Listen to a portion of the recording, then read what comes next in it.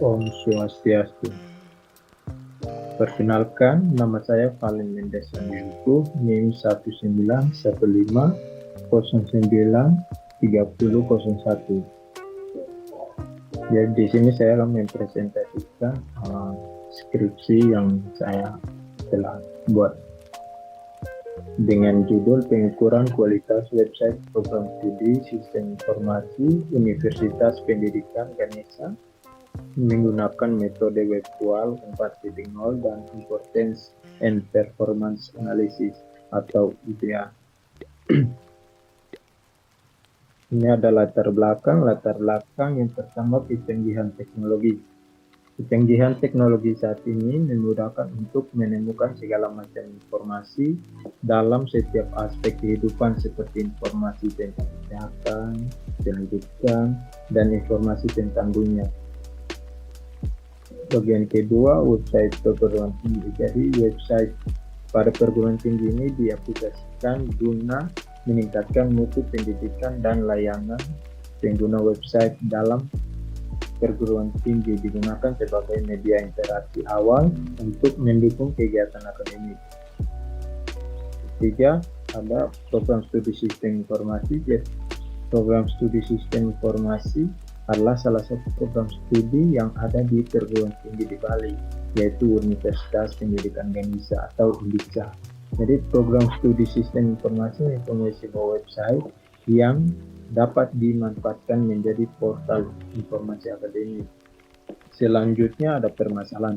Jadi permasalahannya yaitu menurut GD Surya Mahendra SPD MKOM selaku pengelola website program studi sistem informasi menyatakan bahwa sejauh ini belum ada yang mengukur kualitas website program studi sistem informasi sehingga sampai saat ini belum diketahui kualitasnya. Terakhir, bagian solusi. Jadi berdasarkan latar belakang yang telah diuraikan, maka diambil judul penelitian yang akan dilakukan, yaitu pengukuran kualitas website program studi sistem informasi Universitas Pendidikan Ganesha menggunakan metode web-qual dan importance and performance analysis. Bagian rumusan masalah itu: 1. Bagaimana hasil pengukuran kualitas website program studi sistem informasi Universitas Pendidikan Ganesha berdasarkan uji web-qual dan importance and performance analysis.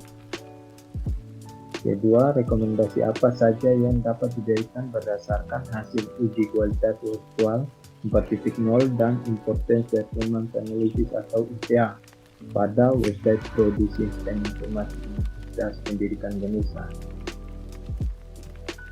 Ruang lingkup penelitian 1. Responden penelitian yang digunakan terdiri dari dosen mahasiswa program studi sistem informasi.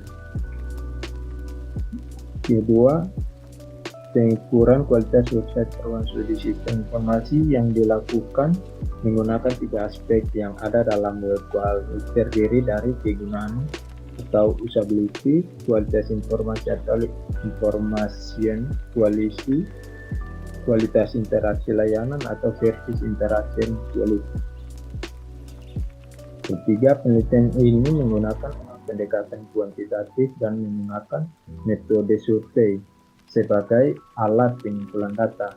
Jadi pengumpulan data dilakukan melalui penyebaran kuesioner dengan menerapkan teknik pemilihan sampel yang sengaja atau purposive sampling. Jadi pengujian instrumen dilakukan dengan pengujian validitas dan reliabilitas dan uji normalitas. Kemudian dilakukan analisis untuk menentukan nilai kinerja dan harapan menggunakan aplikasi IPM SPSS. Jadi studi sebelumnya Prastiti dan kawan-kawan itu pada tahun 2001 itu dengan judul pengukuran kualitas website akademik menggunakan web-qual 4.0 dan importance performance analysis untuk menggunakan untuk meningkatkan layanan pengguna studi kasus Universitas Trunojoyo Madura. Kedua, Sinuraya pada tahun 2019 itu dengan judul pengukuran kualitas website dengan metode virtual 4.0 studi kasus website Politeknik Negeri Medan. Ketiga, Kartika pada tahun 2019 dengan judul pengukuran kualitas website Fakultas Ekonomi Universitas Galuh Ciamis dengan menggunakan metode virtual 4.0. Keempat, Yudhistira pada tahun 2020 dengan judul pengukuran kualitas website program studi sistem informasi Universitas Pendidikan Sriwijaya menggunakan metode virtual 4.0 dan importance and performance analysis. Kelima, Amelia dan Desan pada 2019 dengan judul pengukuran kualitas layanan website terhadap kepuasan pengguna pada Universitas XYZ dengan menggunakan metode virtual 4.0. Pada dasar teori yang dipakai yaitu yang pertama website, kedua website prodi, ketiga kualitas website, keempat virtual, kelima importance and performance analysis, keenam ada uji fidelitas, ketujuh ada uji reliabilitas, delapan ada uji normalitas, 9 ada skala Likert, 10 ada profesi sampling, 11 ada statistika product and service selection atau SPSS. Kemudian masuk pada kerangka penelitian. Jadi kerangka penelitian itu ada yang pertama identifikasi masalah dan studi literatur, kemudian menyusun kuesioner berdasarkan virtual 4.0, kemudian pengumpulan data, kemudian analisis data menggunakan metode virtual dan IPA, kemudian pembahasan dan rekomendasi, kemudian kesimpulan dan saran. Yang pertama ada uji ahli. Jadi di uji ahli ini untuk dilakukan instrumen untuk sesuai dengan website yang ada dalam website program studi tersebut. Jadi dilakukan uji ahli ya dengan dua ahli yang ada di program studi sistem informasi, yaitu Bapak Imade Arwi Prajana ST dan MP, ahli 2 Gede Arna Jude Seskara ST MP. Kemudian masuk pada hasil analisis. Jadi hasil analisis data terbagi menjadi 3 bagian, yaitu analisis demografi, yaitu demografi, uji reliabilitas, fidelitas, dan normalitas. Analisis demografi meliputi profil responden berdasarkan grafik survei dari Google Form.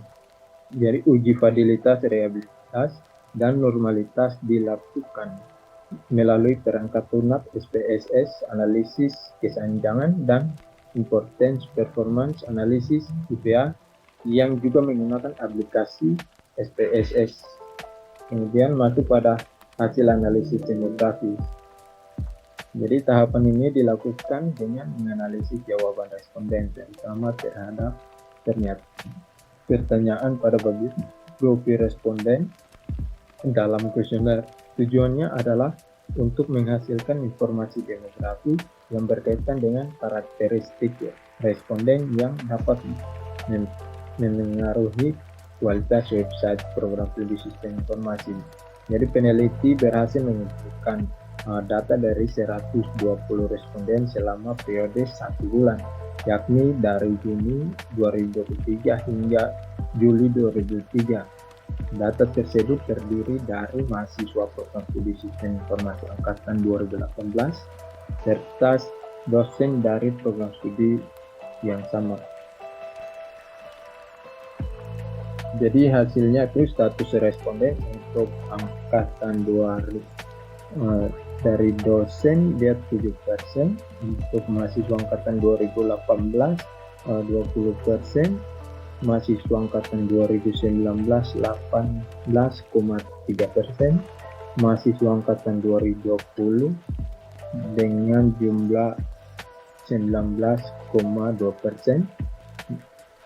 mahasiswa angkatan 2021 20%, mahasiswa angkatan 2022 16,7%. Kemudian masuk pada hasil uji validilitas, realitas, dan normalitas.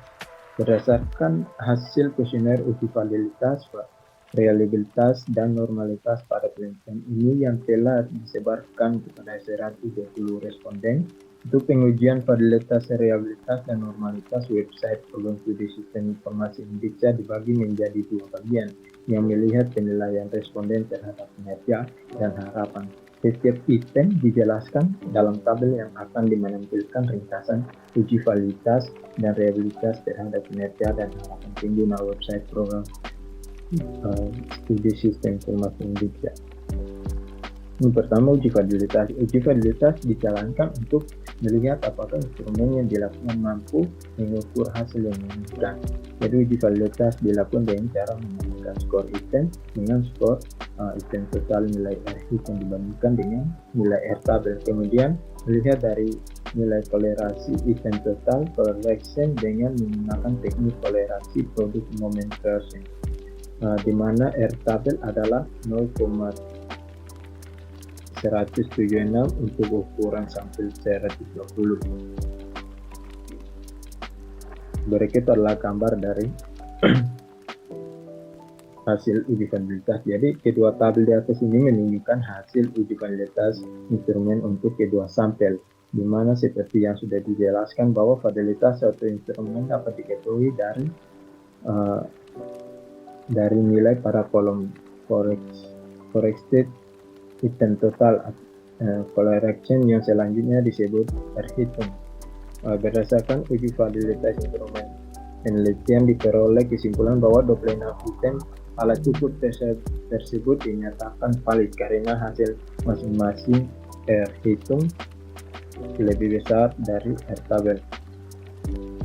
Kemudian masuk pada reliabilitas. Uji reliabilitas dilakukan dengan menggunakan nilai Crobot alpha. Nilai ini menggambarkan keandalan indikator yang digunakan dalam kuesioner penelitian. Berikut ini adalah gambar dari uji reliabilitas. Jadi hasil pengujian menunjukkan bahwa nilai Crobot alpha untuk sampel kinerja adalah 0,139 dan nilai Crobot alpha untuk tes tingkat harapan adalah 0,968. Diperoleh nilai Crobot alpha lebih besar dari 0,06 untuk kedua sampel dan dapat ditentukan bahwa instrumen yang digunakan reliabel. Hal ini sesuai dengan teori bahwa suatu alat dikatakan reliabel jika nilai Crobot alpha lebih besar dari 0,06. Masuk pada uji normalitas.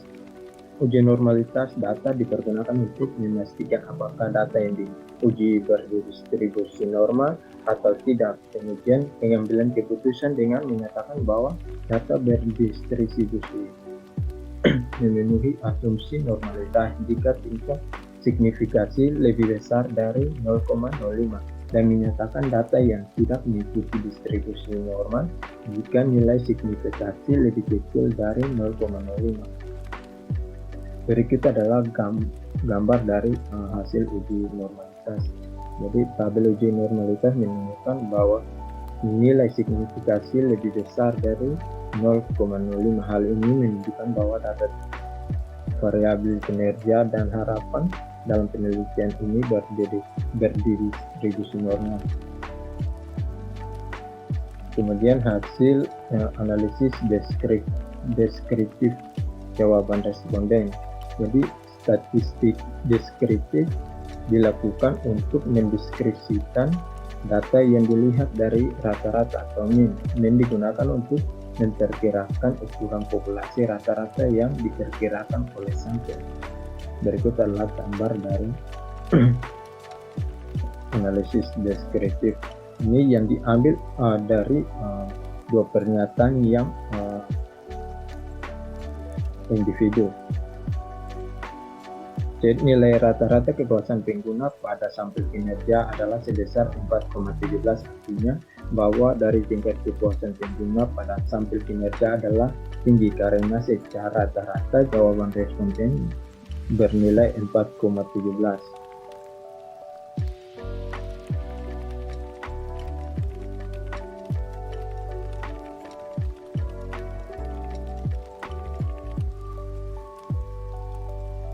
Kemudian pada analisis kesenjangan, jadi kesenjangan dari setiap pernyataan pada yang ada di ketiga dimensi apabila melihat keseluruhan pernyataan yang ada, dapat dilihat bahwa 25 pernyataan pada nilai kesenjangannya adalah positif dan 2 pernyataan bernilai negatif. Ini mengindikasikan bahwa kualitas website di sistem informasi sudah memenuhi ekspektasi dari penggunanya, dapat dilihat pada nilai rata-rata kesenjangan pada kegunaan 0,5 kualitas informasi, 0,07 kualitas interaksi layanan, 0,05 dan secara keseluruhan 0,03.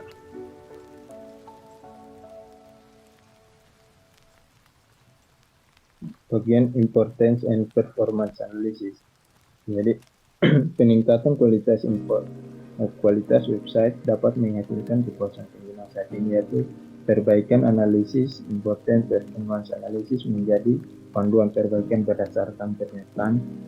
Jadi ada diagram, tempat diagram yang menggambarkan pernyataan, yaitu kuadran 1 penyelesaian sesuai dengan harapan yang dipertahankan kualitasnya, kuadran 2 pernyataan prioritas perbaikan, ketiga pernyataan dengan harapan rendah perhatian terbatas, keempat pernyataan kurang penting tapi berkualitas.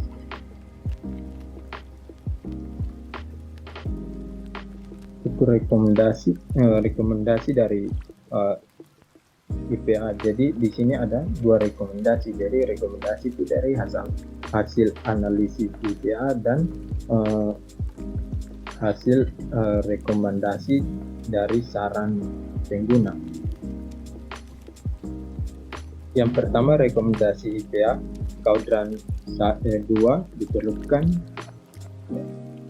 perlu diberikan perhatian lebih pada pernyataan nomor 2 yang berkaitan dengan rasa aman saat mengunduh file melalui website. Kedua, kuadran 3 terdapat 10 pernyataan yang tidak memerlukan perhatian lebih, tetap diperlukan pemantauan dan pemeliharaan rutin untuk menjaga kualitas website. Pernyataan nomor 5 hingga nomor 16 mencakup aspek-aspek penting seperti kemudahan pencarian informasi, kejelasan navigasi, tampilan menarik, data letak terstruktur, kelengkapan informasi, detail informasi, ketetapan informasi, dan kesempatan berkomunikasi. Walaupun tidak menjadi prioritas, perlu memastikan bahwa aspek-aspek ini tetap terjaga agar pengalaman pengguna tetap optimal. Perlu diperhatikan pernyataan nomor 23 dan 24 yang berkaitan dengan rasa aman saat mengirimkan pesan dan kemudahan berkomunikasi. Kemudian masuk pada rekomendasi saran dari pengguna. 1. Meningkatkan pengalaman pengguna. 2. Penggunaan kalender acara. 3. Halaman FAQ yang mendetail. 4. Peningkatan interaksi mahasiswa, prodi, inovasi teknologi dan tampilan website. 6. Optimalisasi fitur website. 7. Konsistensi dan akurasi informasi. 8. Penyediaan informasi detail tentang sarana dan prasarana. 9. Pembaruan rutin konten. Kesimpulan. Jadi kesimpulan 1 itu hasil analisis yang dilakukan menggunakan metode Web Kuala 4.0 dengan melibatkan 120 responden yang sudah diukur kualitas website program studi sistem informasi berdasarkan nilai akhir, yaitu kesenjangan atau nilai gap menunjukkan bahwa sudah sesuai dengan ekspektasi pengguna. Selanjutnya melalui metode Importance and Performance Analysis atau IPA ditemukan bahwa satu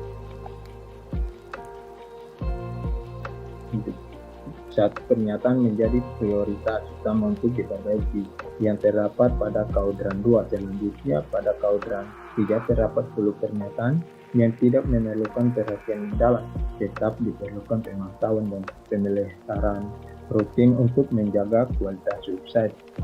Dua kesimpulan dari rekomendasi tersebut adalah bahwa website program studi sistem informasi pendidikan Indonesia perlu menjaga aspek keamanan dan kualitas pengalaman pengguna. Jadi kuadran 2 menekankan pentingnya memberikan perhatian ekstra pada aspek keamanan saat mengempai dengan memastikan sistem keamanan yang memadai untuk menghilangkan risiko signifikan bagi pengguna. Di samping itu, kuadran 3 menggarisbawahi perlunya pemeliharaan rutin meskipun 10 pernyataan utama tidak memerlukan perhatian lebih. Fokus tetap harus diberikan pada aspek-aspek seperti pencarian informasi yang mudah, navigasi yang jelas, tampilan menarik, dan kesempatan berkomunikasi yang baik.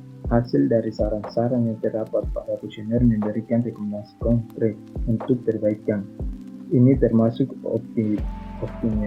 optimisasi tata letak dan fitur agar lebih mudah diakses, pembangunan kalender acara untuk meningkatkan keterlibatan pengguna, serta pembuatan halaman FAQ yang detail dan terbarui. Interaksi antara mahasiswa dan prodi perlu difasilitasi dengan baik, dan website harus terus berinovasi dalam teknologi dan tampilan.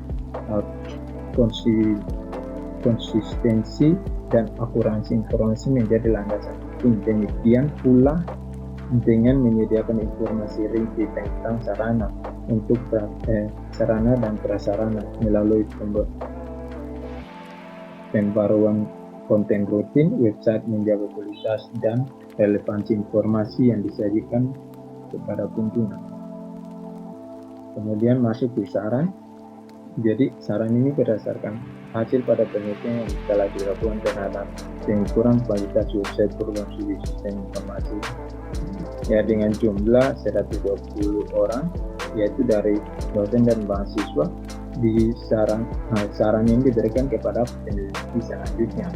Pada penelitian selanjutnya disarankan untuk melakukan studi perbandingan lebih jauh di dalam variabel lain selain kegunaan kualitas informasinya dan interaksi layanan dengan cara mengamati website program studi lain di universitas atau institusi serupa. Dengan hal ini diharapkan dapat memberikan wawasan tentang keunggulan dan kelemahan website prodi serta praktik-praktik tersebut terbaik yang dapat diadopsi guna meningkatkan kualitas dan saing website program studi sistem informasi Indonesia.